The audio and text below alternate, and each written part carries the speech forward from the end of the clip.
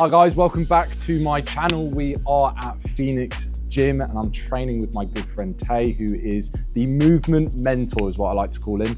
He's one of the most intelligent guys that I know, so he's going to be taking me through some training that he does, intertwine a little bit of mine, and he's going to be showing me some cool stuff.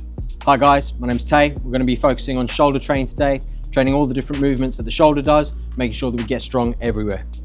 Everywhere? Yeah, everywhere. Well, you'd be a coconut oil kind of guy. No? Right, off we go then. Warm up. So warm up, we're going to get started off. We're training shoulders today. So we're going to warm up the areas around the shoulders with some exercises called cars. We'll get started with those and then we'll go into the next step. Lead the way, my man. Lead the way.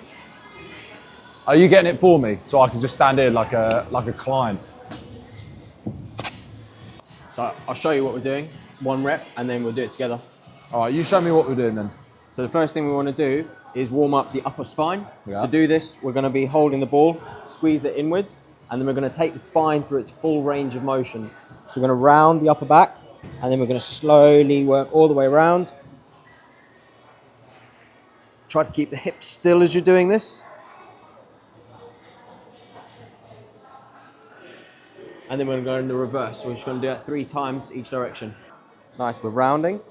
Try to keep your hips still, round your upper back as far as you can. Feel the stretch from your neck to your shoulder, to your bottom of your ribs. And then you're going to start turning around in one direction. Turn as far as you can. Oh, it's all clicking my back. Lifting up. Turn all the way around, further, further, further. Find the dusty corners. Round over to that side. Back into the center. Nice, and then reverse. Turn as far as you can in this direction. Stay in that side. Lift up. All the way around. And try and really feel the movement from upper spine. Oh. And then we relax there. And that's what, done? Spine? Oh, I thought you were giving me a handshake there. Is that just the first warm-up? First one, so that's spine. Take me through this weird shit. Nah, it's good. Next area outwards is the shoulder blade. So we're just going to go through shoulder blade cars. Nice and simple, we'll do these ones at the same time. So the shoulder blade goes up, it goes forwards, up, back, down, and then forwards again, right? It also goes upwards, internally rotating, and downwards, externally rotating. So when you bring the arm all the way forwards like this, yeah. Let the shoulder blade come all the way forwards and all the way up to the neck, bring it all the way back, and then let it tuck down as if you're squeezing your shoulder blades towards the base of your rib cage when you do it. Okay, and it's just... Full range of motion all the way around one way, back the other way 3 times. So you're doing that and that. Slow, controlled. Oh, okay. Increase the intensity. Right. Start off 50% intensity, next one 75, then you can go up to like 90. Okay. So right. From that position there, shoulders all the way forwards. Keep them forwards, bring them all the way up. Notice that you've just gone backwards a little bit, so bring the shoulders forwards more. That's it, find the end range, come all the way up. Keep it lifted, bring it all the way back. Keep it back, bring it all the way down. Keep it down, bring it all the way forward. And then reverse. So go all the way down, or yes it. Now come all the way forward. Nice, now stay forward, go all the way up. Are we doing it one arm at a time? No, we're doing both. But I'm just emphasizing this right now. Oh, okay. Keep it lifted, now bring it all the way back. Notice how there's a drop off from the corners. Yeah. Now keep it back, bring it all the way down. Keep it down, bring it forward again. Now the reverse. Try and find those corners. You skip over them a little bit. That's just because the body's not used to moving there as much. I'm just used to weights. Mobility is just strength throughout your whole range of motion. Yeah. Proving? I struggled to keep that kind of like on point. Like to hold that was really, really hard. Did you bite yourself? It's from a burn. It looks like a bite mark. Okay, this will be it. Okay. And then what we want to do is make sure that if you do feel pain in a certain range, we don't push into that range. Okay. Because pain will just stimulate your body to lock up. Yeah, seize up. Yeah. Okay, cool. When we when we identify a certain range through doing this warm up, then when we go into the exercises in a minute, we'll be able to do specific exercises to open that range. Yeah, okay, Ready? cool. Right. Right now, we're working on shoulder internal rotation. We're improving the mobility, and we're doing this by finding a stretch and then strengthening where we feel that stretch. So we're doing isometric exercises. There's no movement, but we're contracting, and we're making sure that we can get strong in his end range, and that's going to improve his mobility before we go into our strength exercises. Whilst I have a nap doing it. What did you say? Nothing. Do you do this at the start of your training session? Yeah, man. So, if depending on what the person's goal is, if you're trying to increase mobility, we might spend a little bit longer doing this. But if you've already increased your mobility, just 2 of these, and that's done at the start. All right. What do I do now? So you found your end range. You can feel a stretch if you do Yeah, that. that's as far as I go. Okay, push into my hand. You're now strengthening where you feel the stretch. Yeah. You catch me at a bad angle here. It's getting better, it's getting better. Oh. Are you going to do the same? Yeah, man. He doesn't need to do the same. The mobility professor. Tay's just taking me through some mobility at the moment. He's an absolute master of this stuff, and I've got some problems with my shoulders, so it's actually a good thing to learn from him. You know what's quite interesting? Like, normally when I do this, I'll get some clicks here and there. At the moment, I'm not getting anything, so that's quite cool. And now we're going to push some weight. We need to get on a cable machine and we need a bench. What we want to do, line of motion, line of action, you know this one. We're going to find that range of motion, then we're going to load the bar from there, and we're going to go through. A lot of the time, we'll allocate a lot of volume to like 1 or 2 or 3, 4 exercises. What we need to do is make sure that we train everything in the shoulder, because anywhere that we don't train is going to become the limited place, which will then cause pain or injuries or whatever. Are we still like warming up or? No, now we're going into actually loading it. Oh, okay, cool. But how strong is the internal rotation movement? Strong, I'm telling you.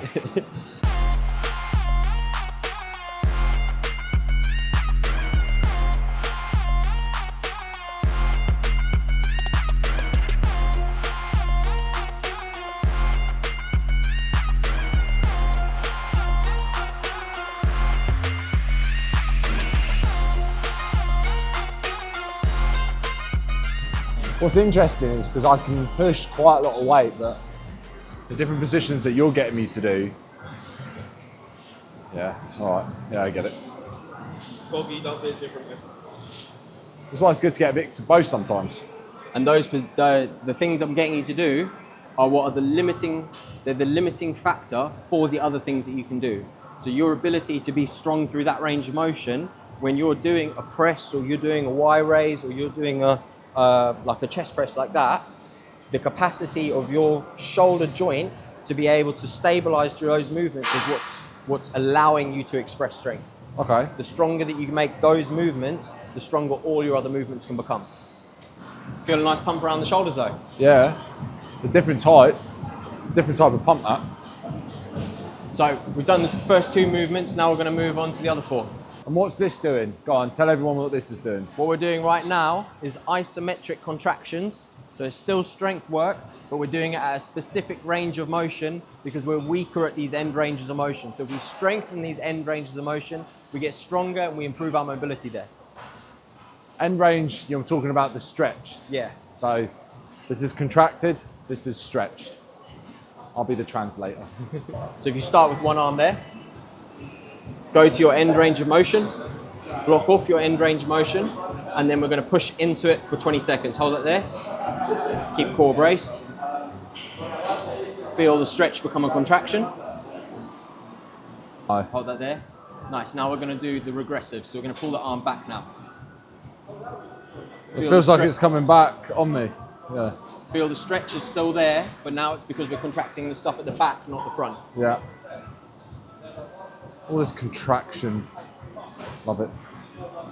Short, long end range at the front, short end range at the back.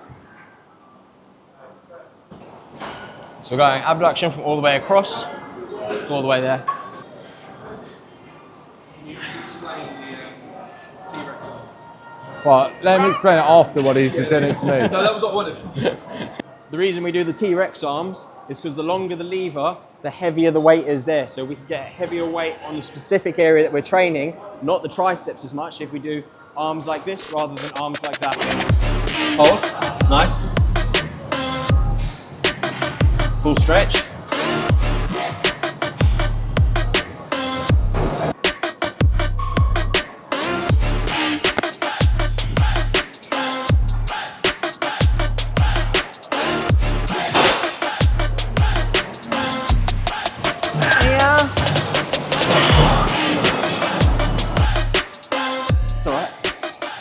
It's just a case of the tissue that you train is the tissue that you get strong.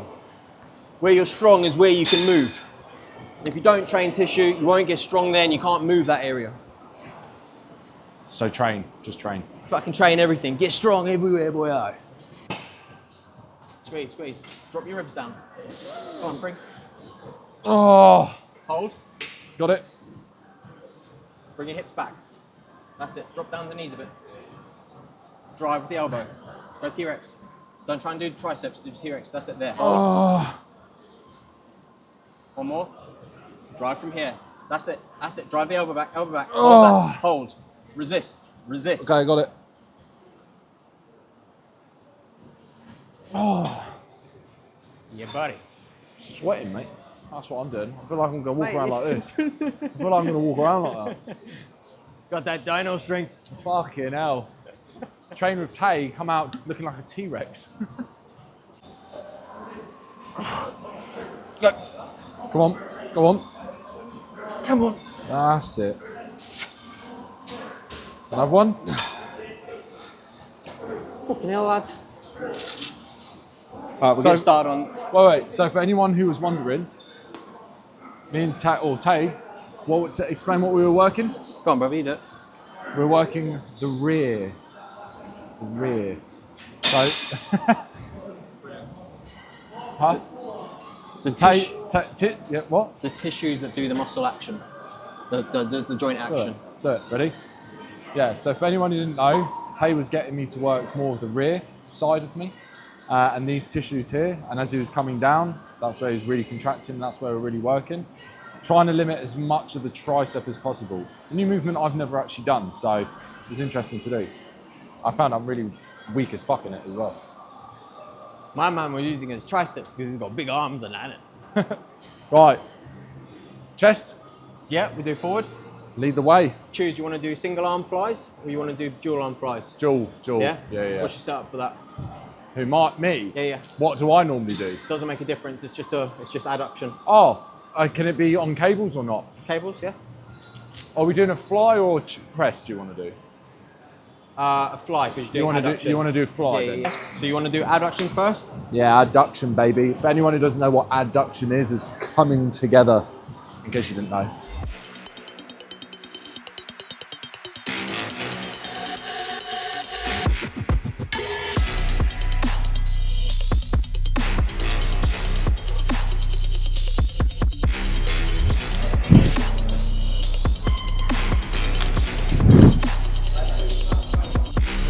Come on. So that's it. One more. Come on.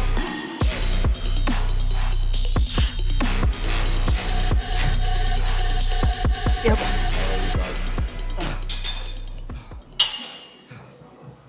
I'll come out like this. I see with yours, it's more, I mean, Long lever, short lever. Yeah, your lever becomes a lot shorter than mine.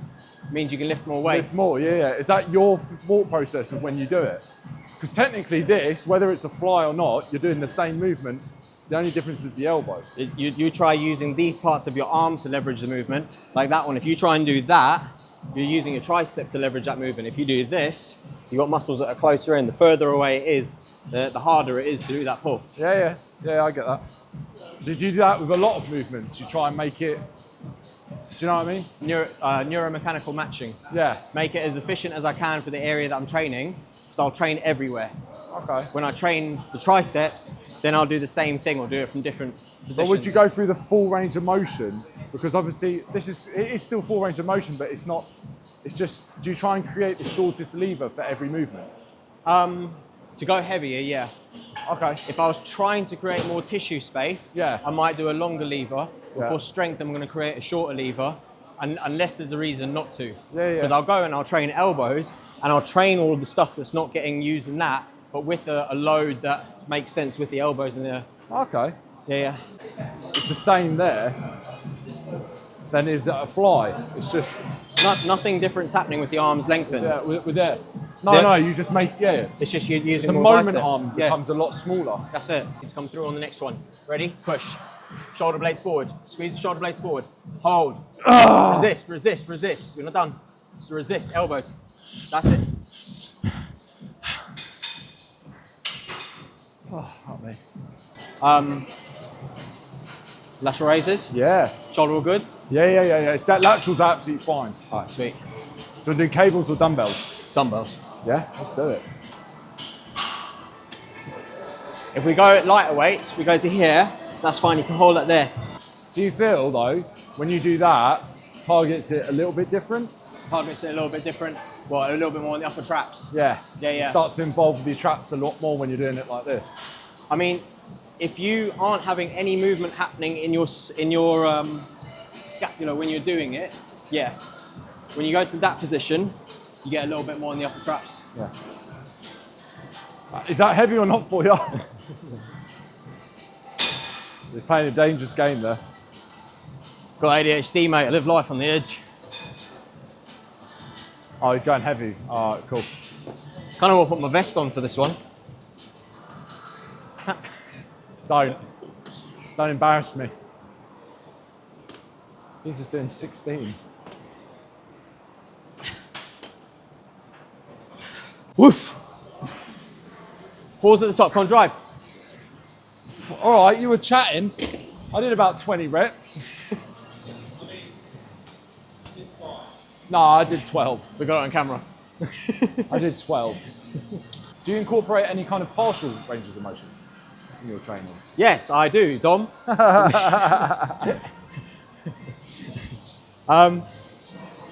Partials, yeah, you can do. Depends what the focus is. If you're trying to improve your mobility, you've got aches and pains, first of all, work the full range of motion. If you're trying to maximize hypertrophy, get some extra reps out for strength, working in partials when you can't do that full range is fine, as long as it doesn't cause you any sort of joint discomfort or immobility later. Keep the hands in. T-Rex, baby, T-Rex. Come on, up. Elbows. Keep going. Come on. That's as far as I can go. Tell me to go higher. I would say, all right, so what would you say then to people that don't know how to train to failure? How many sets would you say? What are you doing with your life? So beginners. It's not fucking Pilates, mate. Do you know what I mean? So, oh no, I've had so many arguments with people about Pilates. Is it a good way to build strength and muscle? But they don't believe me. They don't believe any of it. We'll do a little education video for it. Please, let's do that. You do one set per exercise. To failure. To failure. Sometimes I'll do 2. If I don't feel like I really hit failure for at least sort of 5 reps, I'll go for 2 sets. You only need 1 set to send the signal to the nervous system to say that you've reached your threshold and there's a reason to adapt. That only needs to happen once.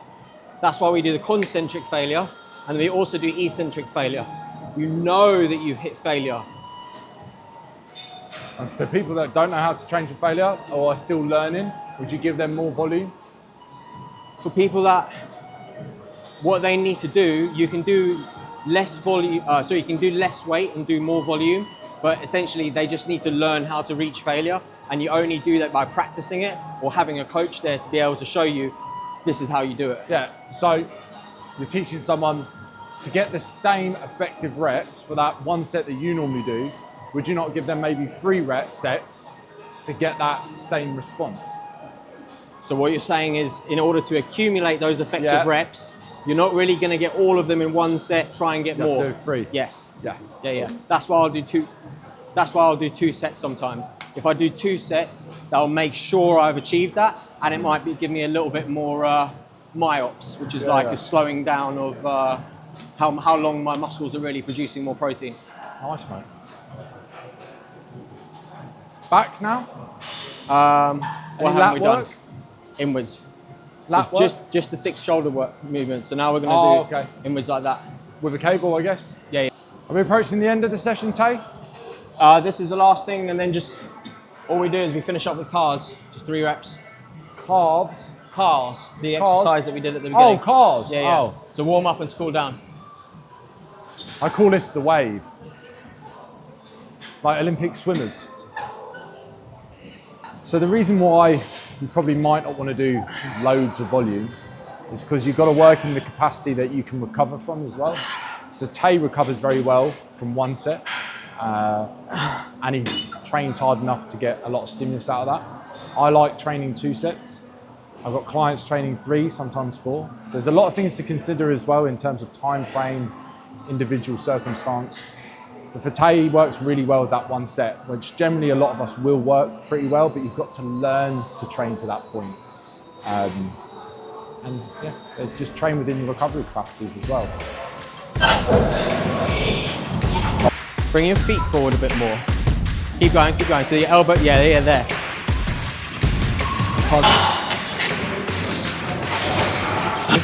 That starts to become more of an adduction.